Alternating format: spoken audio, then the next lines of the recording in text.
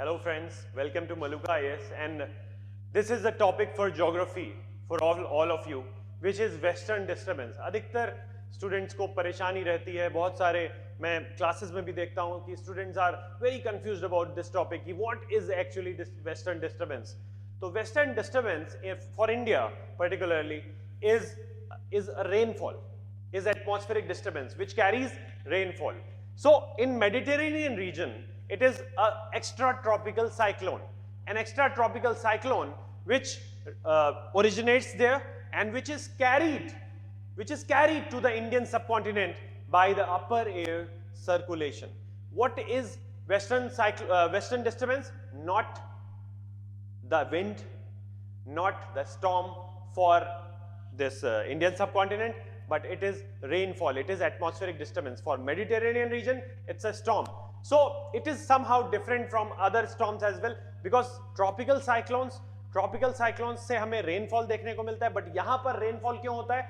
जब ये जो upper air circulation है, these jet streams, tropical jet stream, आप देखेंगे there is tropical westerly jet, लगातार flow हो रही है, tropical westerly jet on the pressure belt which is around 30 to 35 degree, उसके ऊपर है polar jet stream जिसके बारे में हमने कल बात करी थी, वो है 60 to 65 degree north and south.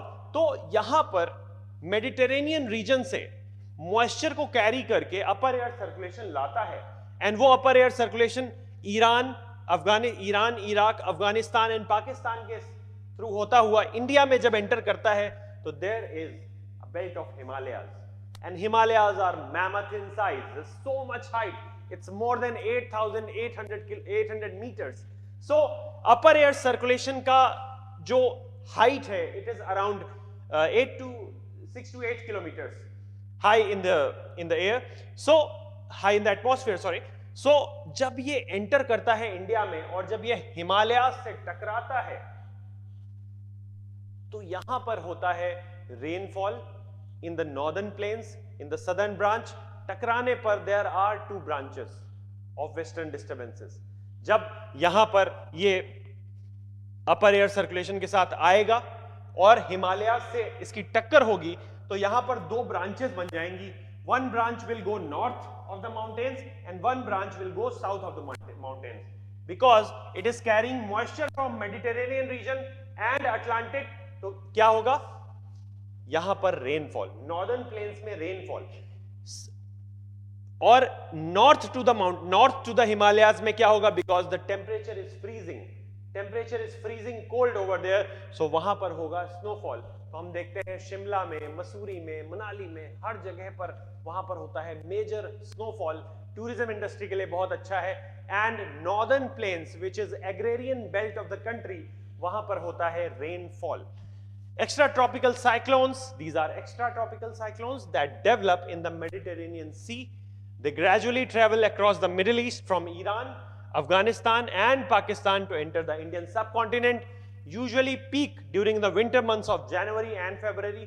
तो हमें जनवरी एंड फरवरी में इसीलिए जिसको हम कहते हैं winter rainfall, which is very important for the rabi crop, for the crop of wheat, for the crop of carrot. क्योंकि कैरेट आप देखते हैं साल भर जो कैरेट आता है, it is so dry, it doesn't have that fluid जो आपको क्रंचीनेस चाहिए होती है, जो आपको उसमें जूस चाहिए होता है, that juice is not there. But suddenly winters में जो कैरेट्स आते हैं उन कैरेट्स में जूस आ जाता है.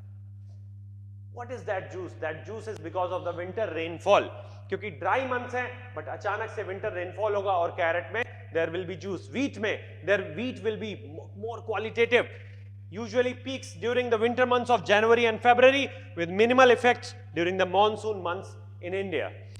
इंडिया के ऊपर इसका क्या इंपैक्ट पड़ेगा? इंडिया में इसका इंपैक्ट ये भी पड़ेगा कि अगर वेस्टर्न डिस्टर्बेंसेस से हमारे यहाँ रेनफॉल नहीं होता है, there will be less moisture in the atmosphere, the rivers will get dry, और इससे रिवर्स को और ये जो वाटर बॉडीज हैं ड्राई मंथ्स गुजार चुकी हैं 2 से 3 महीने का, तो उनको रीप्लेनिश होने का, रिचार्ज होने का वक्त मिल जाता है. तो इसीलिए this western disturbance is very important as well for India.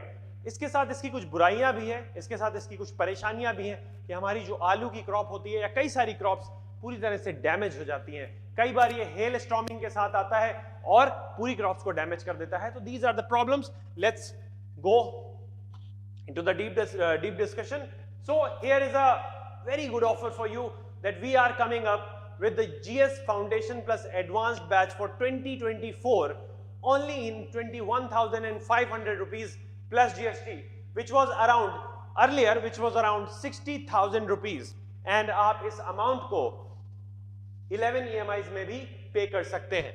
So let's carry forward with the topic. So this is the western disturbance, an extra tropical cyclone. Why is it called extra tropical? Because the Mediterranean region is situated beyond the tropical. You can see this. India में यहाँ पर there is Tropic of Capricorn, Tropic of Cancer, and Mediterranean region is somewhere here. So this is an extra tropical cyclone beyond the tropic. तो वहां से ये winds आती हैं towards India, Himalayas से टकराती हैं, and north of the Himalayas में they make snowfall, and south of the Himalayas में they do rainfall.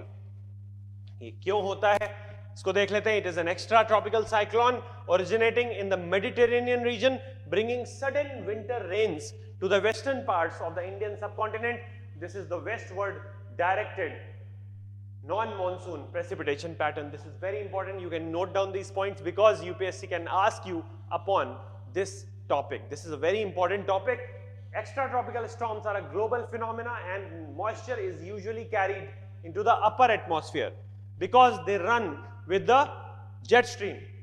Unlike tropical storms which carry moisture into the lower atmosphere in the case of Indian subcontinent, when a storm system encounters the Himalayas, moisture is sometimes dumped as rain. So it is only because of the Himalayas जिसकी वजह से उस moisture को रोका जाता है. वो gliding होती है और ग्लाइडिंग के बाद दो ब्रांचेस बनती हैं, और उन दो ब्रांचेस में जो नॉर्थवर्ड की ब्रांच है वो स्नोफॉल कॉज करेगी ऑन द माउंटेनियस सिस्टम, और जो प्लेन्स में जाएगी वो पूरे के पूरे प्लेन्स में रेनफॉल करेगी. राइट?